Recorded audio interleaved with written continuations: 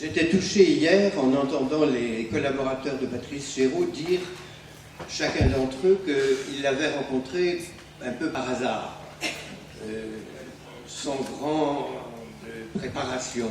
L'un lui écrit, l'autre le rencontre, l'autre lui téléphone, etc. Moi, c'était un peu pareil. Il y a un mot grec magnifique qui est kairos, comme nous disons en français. Je crois que les Grecs disent kéros. C'est l'occasion. Les Grecs représentaient ça par une tête chauve avec juste une mèche. Et le dieu attrapait le type, l'homme par la mèche, et il était saisi comme ça dans une aventure extraordinaire. C'est un petit peu comme ça que Patrice Chéreau fait avec ses collaborateurs. Ça se fait tout d'un coup par kairos. Moi, c'était simplement que je connaissais Richard Peduzzi et j'avais vu Richard II, que j'avais trouvé magnifique. C'est le premier spectacle que j'ai vu de Patrice. Et je lui ai fait un si grand éloge qu'il m'a dit « mais il a besoin d'un traducteur pour Tolère ». Et j'ai dit oh, « je connais l'allemand, mais je n'ai jamais fait ça ». Et alors il m'a rappelé, il m'a dit « il a besoin d'un traducteur pour Tolère ». Et alors j'ai dit « bon, ben, je veux bien le rencontrer ». Et je l'ai rencontré, on a tout de suite parlé de ce que j'avais pu lire de la pièce. Je me rappelle lui avoir proposé que pour le discours du personnage qui s'appelait le docteur Lips, qui était joué par Roland Bertin, il fallait prendre un peu un style ecclésiastique, et j'avais pris un exemple du cardinal archevêque de Paris. Et il m'avait dit, oh, bah oui, c'est très intéressant, etc. Et après, je pensais avoir encore le temps, et après, on m'a rappelé, là aussi, en me disant, mais c'est... Non, il faut absolument le traduire. Je me suis précipité à Villeurbanne, où Patrice venait déjà de créer quelques spectacles, et où Roger Planchon, que j'ai eu le plaisir de voir tout à l'heure, régnait aussi. Et c'était, je me rappelle des années de Villeurbanne avec un grand bonheur, et je me suis mis à traduire très vite cette pièce. Je vais vous dire ce que j'ai fait avec Patrice Chéreau, pour que ce soit clair.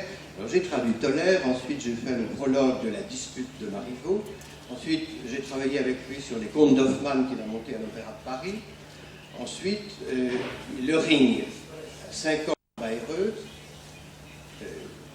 pas 5 ans, pas pendant 5 ans, 5 ans une fois tous les étés, de 76 à 80.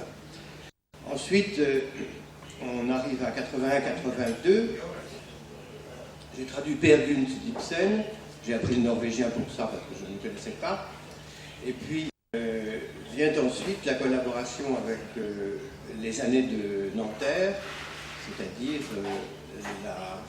les paravents dont je me suis beaucoup occupé, de Jean Genet, la fosse suivante de Marivaux, et Quartet de Heiner Müller.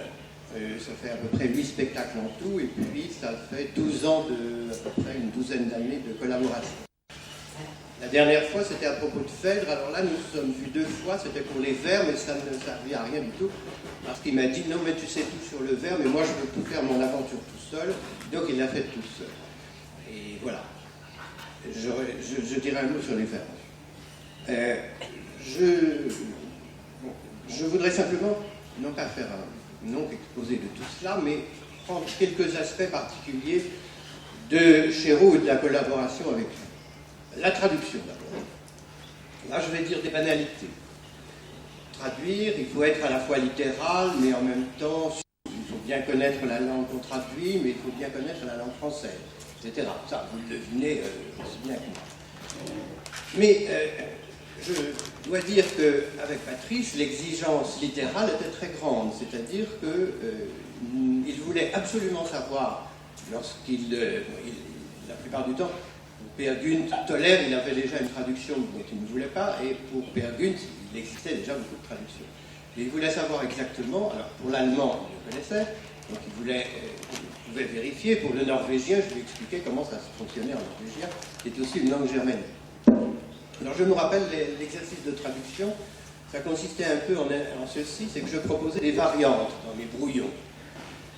Et je lui disais, alors il me disait, et là tu préfères quoi? La traduction A ou la traduction B? Je disais A, il me disait, ah ben non, moi c'était B. Alors je réfléchissais, je disais, ah mais oui tu as raison, oui c'est plutôt B. Alors il me disait, ah ben non finalement ça serait A, ça serait quand même mieux. Alors, on aurait pu continuer tout l'après-midi comme ça. Je pense toujours à deux gamins jouant au train électrique. Et puis, après, on choisissait quand même. Quelquefois, il y avait 3-4 variantes et alors il choisissait. Alors, je dois dire que les exigences dramaturgiques, au grand sens du mot, chez lui, étaient très grandes. Jamais, jamais, il n'aurait supporté qu'on traduise quelque chose pour aller dans le sens de sa mise en scène, ou pour s'arranger avec un décor déjà prévu, ou pour faire en sorte que ça aille bien dans la bouche de tel acteur. Non, il fallait absolument que ce soit sa signification donnée par le poète à l'œuvre. Il ne s'agissait jamais d'adapter, de faire le malin, le brillant. Et donc, par conséquent, il était très très exigeant sur la matérialité de la lettre, des répliques, mais aussi sur les situations, l'analyse des situations. Et souvent, une phrase, une traduction un peu élégante, alors il me disait, mais je ne comprends pas ce que ça veut dire. Je dis, mais si, ça veut dire que ceci, que cela, avec des équivalences. Non, ça ne me convainc pas du tout. Et alors il avait une expression que j'adore, qu'il utilisait souvent, c'est « alors si c'est ça, je ne saurais pas le mettre en scène. » Je ne saurais pas le mettre en scène. J'étais sûr qu'il était capable de mettre en scène des choses beaucoup plus difficiles, mais il fallait donc revenir à une matérialité, et surtout une matérialité des situations, c'est-à-dire de savoir exactement ce que le personnage voulait faire à ce moment-là, ce qu'il allait faire, pourquoi il le faisait, pourquoi ça répondait à telle phrase, et si je prends l'exemple d'Ibsen, c'était magnifique parce qu'il y a des secrets cachés dans l'œuvre d'Ibsen, dans Peer Gynt, qui font qu'une réplique qu'on trouve dans le 5e acte répond très secrètement à quelque chose qui était préparé dans le premier. Et ça, il faut le trouver, même si le spectateur ne le remarque pas tout de suite. Voilà, ça c'est pour la traduction. Ensuite, le problème de la traduction de Peer Gynt, c'est que c'est en vers, en norvégien, intégralement en vers. Et que j'avais choisi de faire et des vers et de la prose. Alors, pas tout en vers, c'est très difficile, pas tout en prose, parce que ça me semblait manquer un certain lyrisme qui existe dans l'œuvre. Et donc j'avais choisi un peu, personnellement, des passages en vers et des passages que je traduirais en prose et des passages que je traduirais en vers. Et il m'a suivi à cette relation. Des vers libres, mais aussi quelquefois des vers nombrés, c'est-à-dire des casyllabes ou alexandrins. Et il m'avait dit au début, surtout pas d'alexandrin, n'oublie pas que c'est un vers que je déteste. Et je dois dire que c'est un vers qu'il détestait jusqu'à ce qu'il monte faible. Et même d'ailleurs, je suis sûr que l'alexandrin lui pose toujours des problèmes. Et c'est très bien que ça lui pose des problèmes, parce que les gens pour qui l'alexandrin n'est pas un problème sont des gens quelquefois qui le sacrifient. Je n'oublie pas, n'est-ce pas, ici, que nous devons Alexandrin à Alexandre le Grand par correspondre plus ou moins à l'équivalent à ce qu'étaient les vers d'Ibsen, qui sont pas du tout les mêmes. Ceci pour la traduction. Je voudrais dire quelque chose sur la dramaturgie. Alors, nous avons passé 12 ans à dire à tous ceux qui disaient qu'ils se servaient d'un dramaturge que je n'étais pas un dramaturge, et à ceux qui ne le disaient pas que j'en étais un. Alors, tantôt nous disions oui, je suis un dramaturge 100%, tantôt je disais non, je ne suis pas du tout un dramaturge. Pure coquetterie.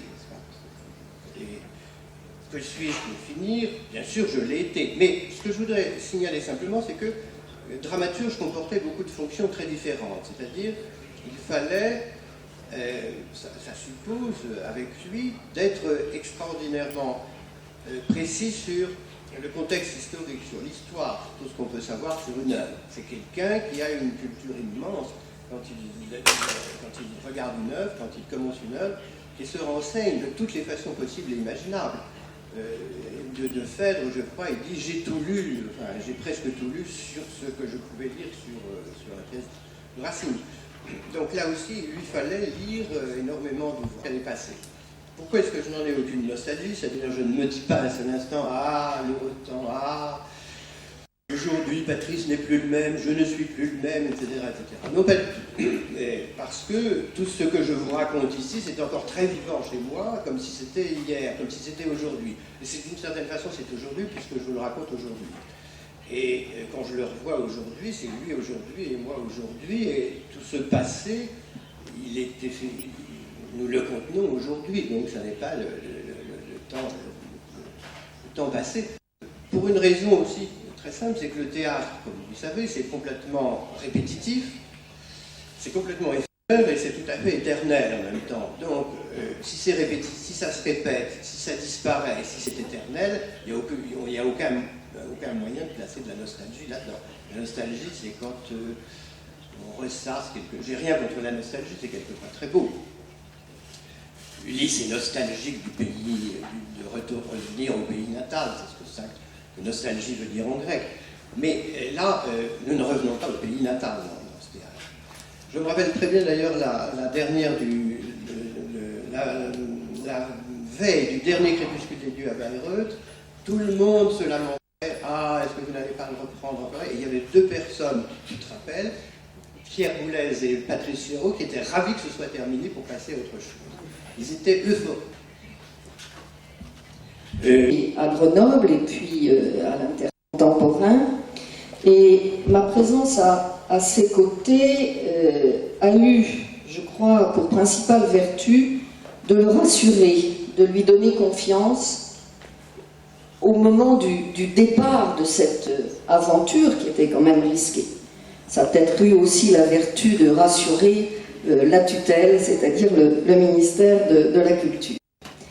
Du côté de l'équipe technique du Théâtre de Nanterre, la mutation s'est faite assez aisément, car cette équipe était forcément séduite par l'arrivée d'un patron de la dimension de Chéreau, et elle a assez vite adhéré à notre projet et accepté la greffe des collaborateurs que Patrice a menés et qui faisaient vraiment partie de son travail artistique. Je pense au premier chef, bien sûr, à Richard Peduzzi, mais aussi à Jacques Schmitt, André Serré, Daniel Delannoy, qui a été si bien évoqué hier pour son travail sur la lumière. Bon, je ne les citerai pas tous, mais ils ont chacun largement contribué à la naissance et à la réussite de Nanterre-Amandier.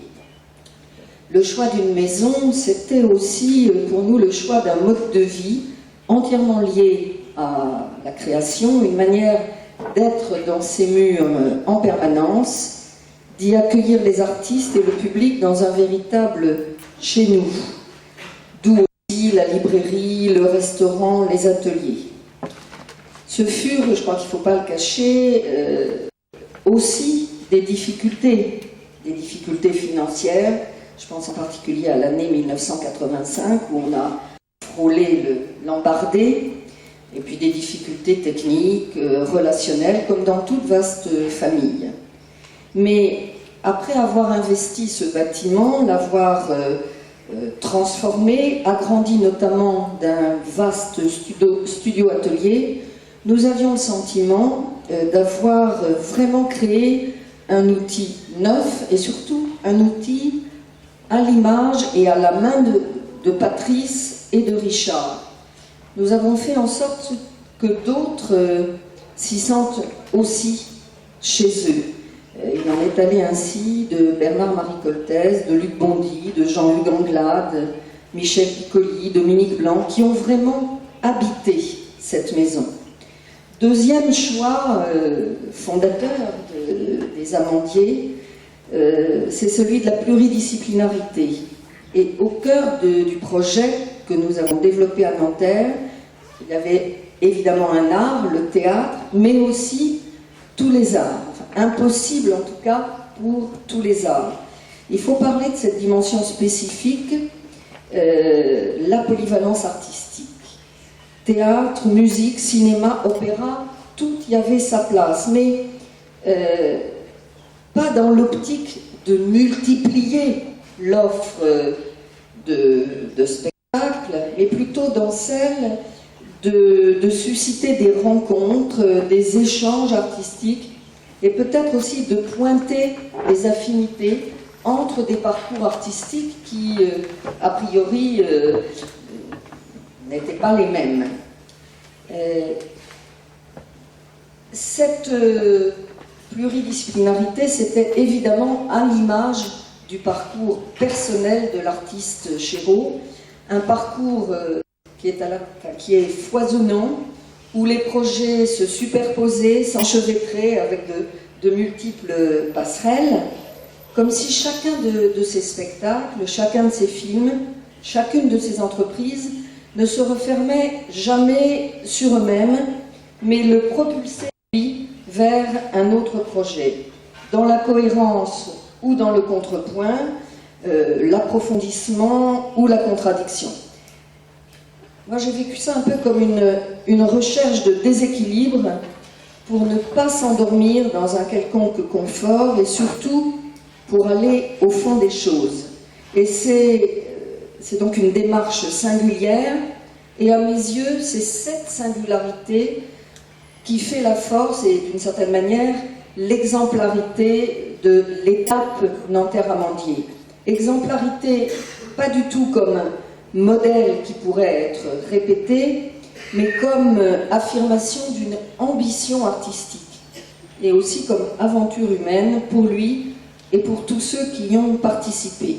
Et c'est d'ailleurs cette maison que Gérard Mortier et Pierre Boulez ont choisi pour un grand débat sur l'opéra contemporain.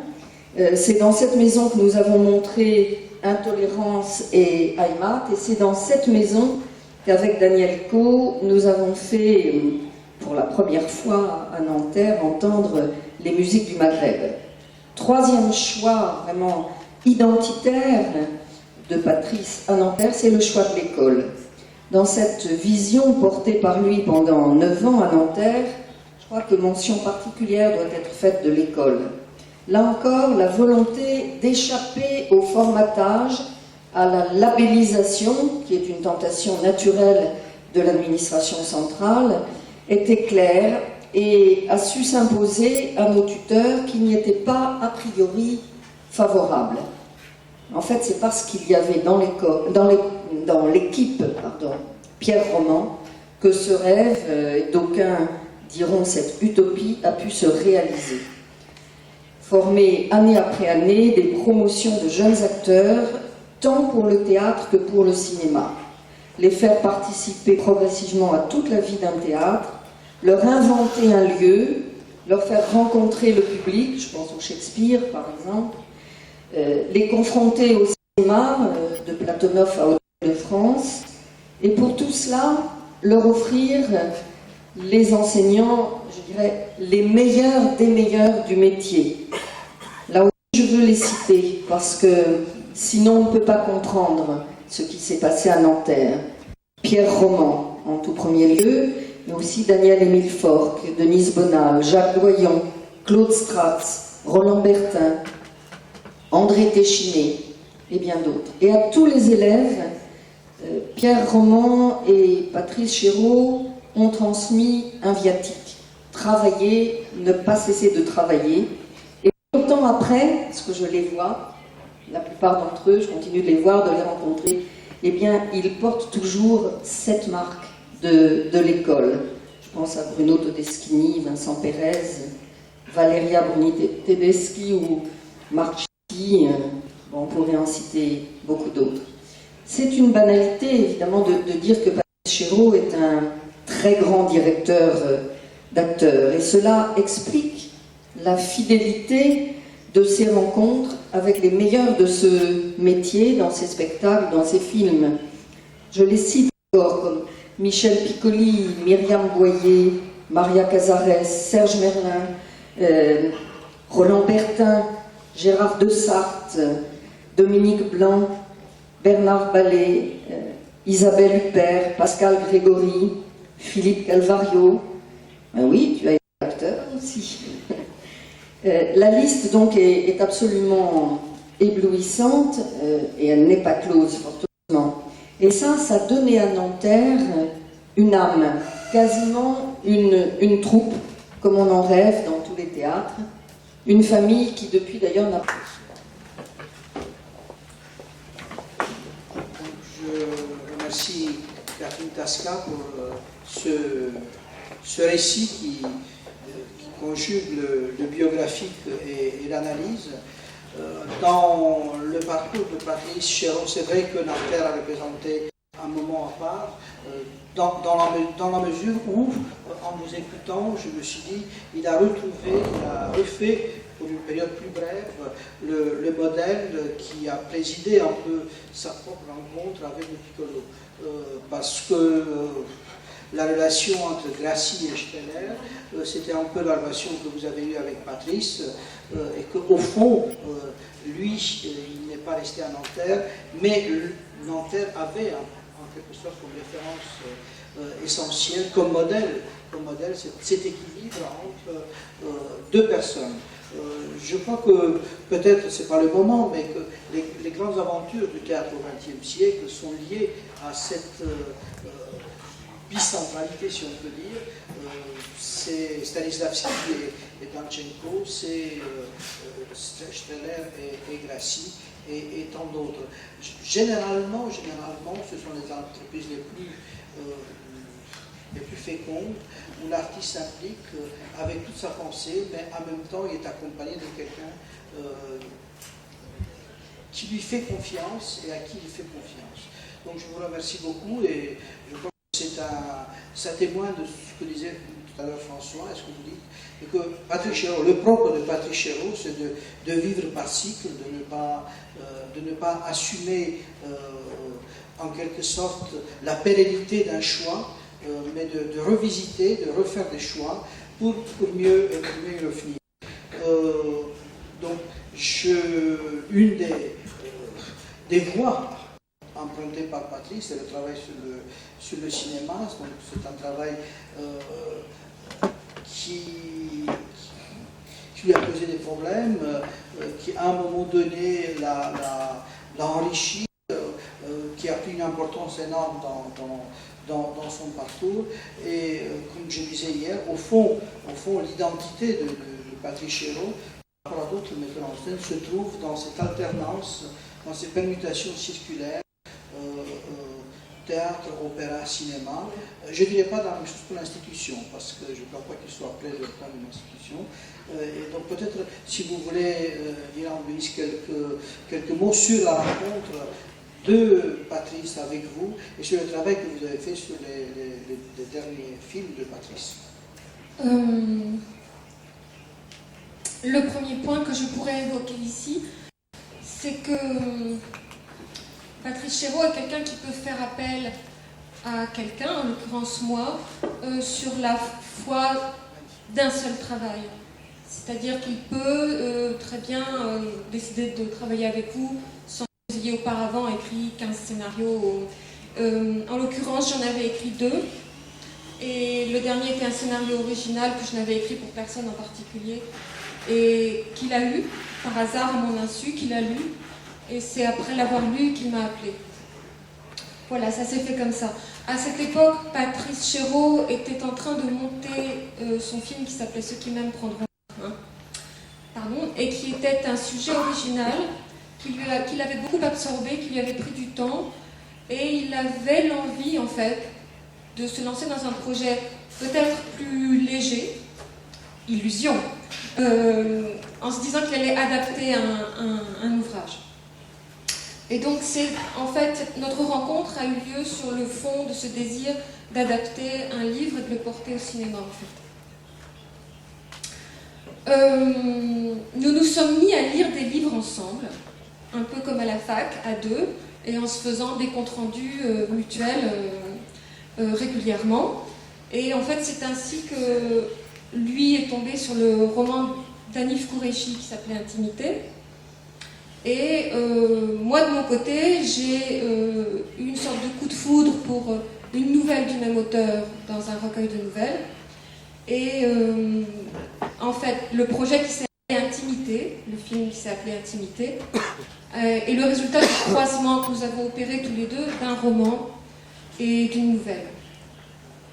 Ce croisement s'est avéré à terme être une adaptation assez libre de l'univers de l'auteur, dans lequel Patrice, pour finir, a redéployé ses énergies et ses envies.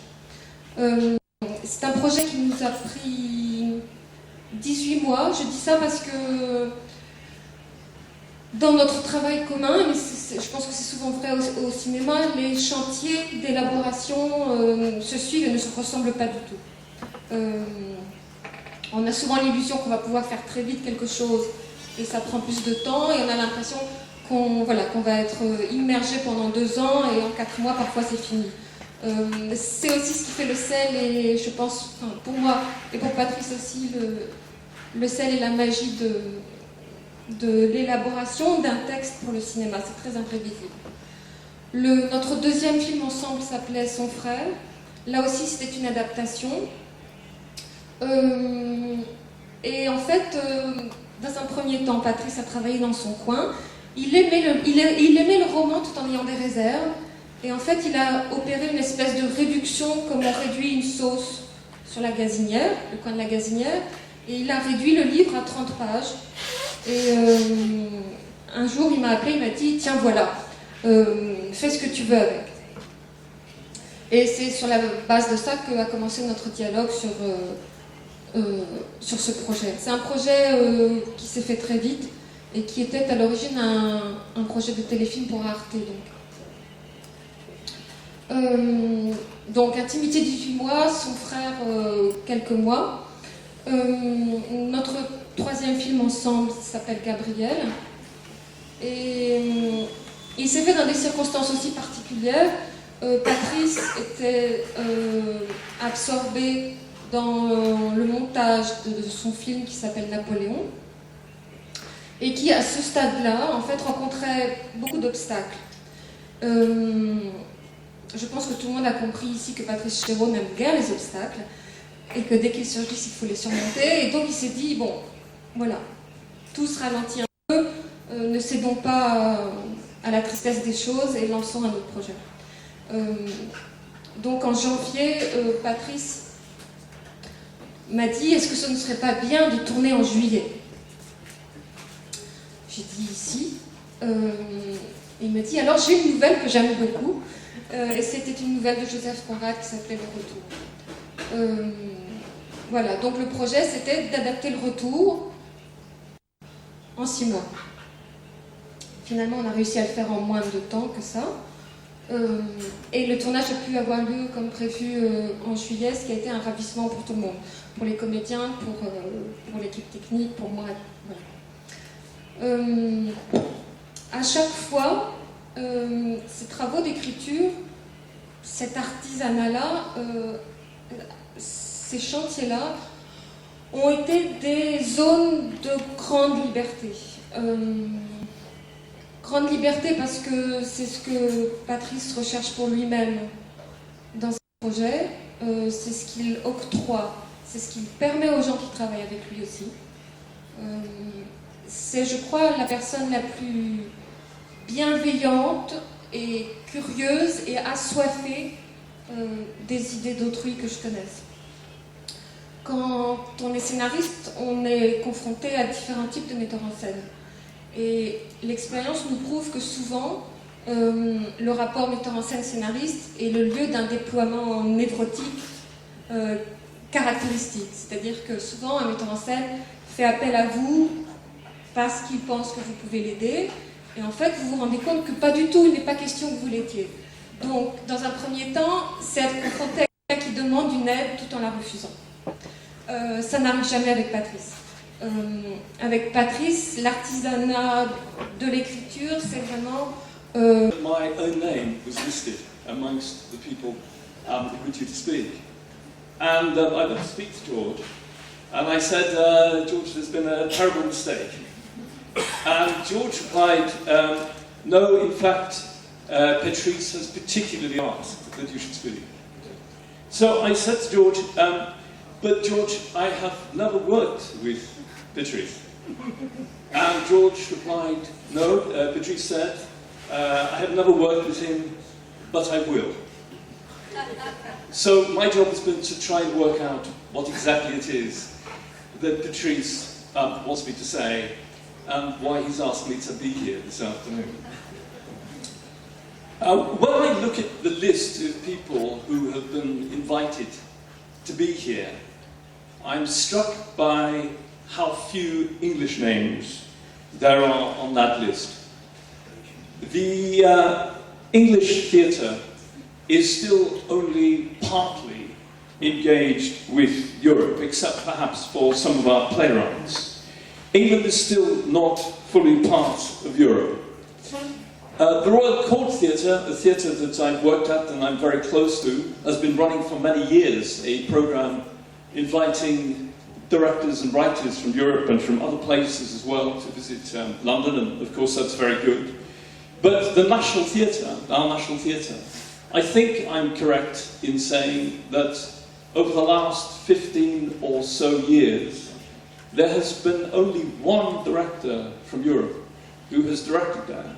And the reason for that, I may say, is because I persuaded Richard Eyre, who was running the National Theatre at the time, to invite André Chaban to direct a play of mine that was there.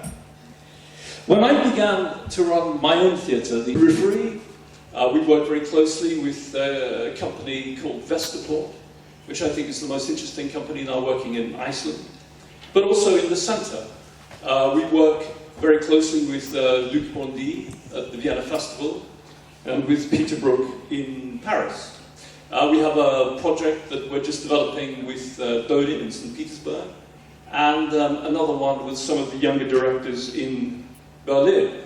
We work not only in Europe, we've been working in South Africa and also in Brazil. But when I began to think about who I wanted to invite to work with us some few years ago, I had two names at the top of my list. One was Luc Bondy, and the other was Patrice Chéreau. The reason Luc's name was there was very simple. I didn't know Luc's work very well, but I saw a production of his of The Seagull, and as soon as I saw that, I thought, yes, that's what I want. I went to get it, and indeed Luc did a production for us, and is now an associate of my theatre. But Patrice, for me, went back much further. In around 1975, I think it was, two productions from the TNP, Lyon, played in London.